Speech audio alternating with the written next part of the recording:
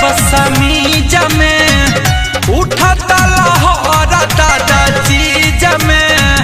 राजा हो बुझल करा होता गुदा गुदी अब समीज में उठता लहर दादा चीज में। तपिया हो लागल बा मनवा पलंग के लहराई में शादी कराला जुलाई में।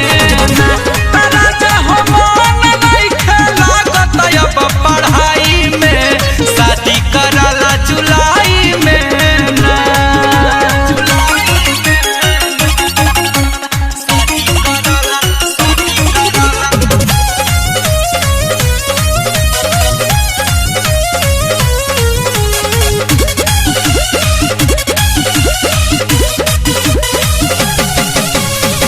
ढाबेला जवानी अब सीताम जी बुझा बात कुंजन सरगम जी।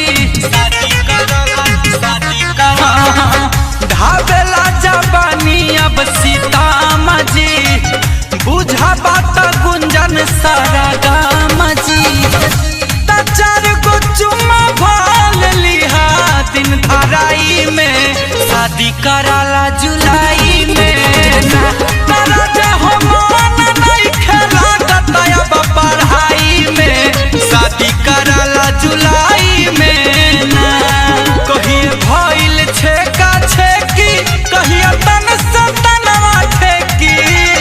ए राजा कहिए भइल छेका छेकी कहिए तन सतनवा ठेकी।